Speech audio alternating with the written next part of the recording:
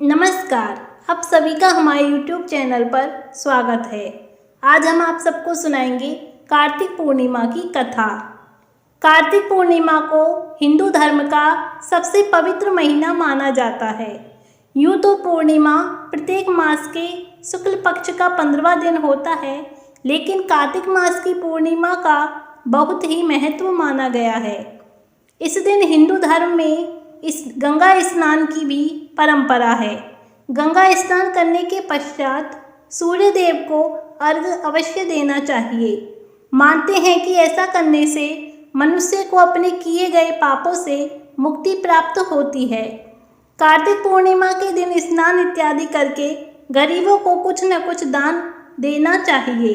ऐसा करने से उसका 1000 गुना फल प्राप्त होता है। इस दिन बहुत सारे लोग व्रत भी करते हैं। व्रत का संकल्प लिया जाता है और फलाहार किया जाता है। इस दिन भगवान विष्णु और माँ लक्ष्मी जी की पूजा की जाती है।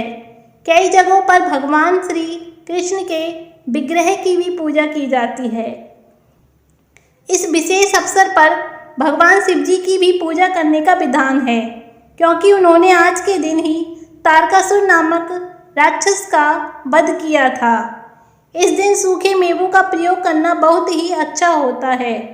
फलाहार में सिंगाड़ा इत्यादि लेना चाहिए। कई घरों में इस दिन आटे का मीठा चूर्ण भी बनाकर प्रसाद चढ़ाते हैं। चावल या मखाने की खीर का भी प्रसाद चढ़ाते हैं। कई घरों में बिना लहसुन प्याज का साधारण भोजन भी बनाकर खाते हैं। कार्तिक के महीने में उड़द, मूंग, मसूर, चना, मटर, राई खाना भी वर्जित बताया गया है। कार्तिक मास के पवित्र महीने में मांसाहार का सेवन नहीं करना चाहिए। कहा जाता है कि कार्तिक माह में भगवान विष्णु पानी में रहते हैं। अब हम आपको सुनाएंगे इसकी कथा। एक पौराणिक कथा के अनुसार तारकासुर नामक एक राक्षस था। उसके 3 पुत्र थे, तारकक्ष, कमलाक्ष और बिंदुनमाली। तारकासुर बहुत ही बलवान था। उसने धरती पर व स्वर्ग पर अपना आतंक मचा रखा था, जिससे परेशान होकर देवताओं ने भगवान शिव से उसका अंत करने के लिए प्रार्थना की। उनकी प्रार्थना सुनकर भगवान शिव ने तारकासुर का वध किया। इससे देवता बड़े प्रसन्न हुए। उन्होंने तीनों पुत्रों को यह सुनकर बड़ा दुख हुआ और उन्होंने इसका बदला लेने की ब्रह्मा जी की घोर तपस्या की। उनकी तपस्या से प्रसन्न होकर ब्रह्मा जी ने तीनों से वरदान मांगने को कहा। तीनों ने ब्रह्मा जी से अपने अमर होने का वरदान मांगा। ब्रह्मा जी ने अमरता के अलावा कोई दूसरा वरदान मांगने को कहा। इसके बाद उन तीनों ने कुछ देर बाद इस पर बहुत विचार किया और फिर ब्रह्मा जी से कहा कि आप 3 अलग अलग नगरों का निर्माण करें, जिसमें सभी बैठकर पूरी पृथ्वी और आकाश में घूम सकें। 1000 साल बाद जब हम मिलें तो हम तीनों के नगर मिलकर एक हो जाएं। जो देवता तीनों नगरों को एक ही बाण से नष्ट करने की क्षमता रखता हो, वही हमारी मृत्यु का कारण बने। उन सबकी नज़र में यह एक असंभव कार्य था।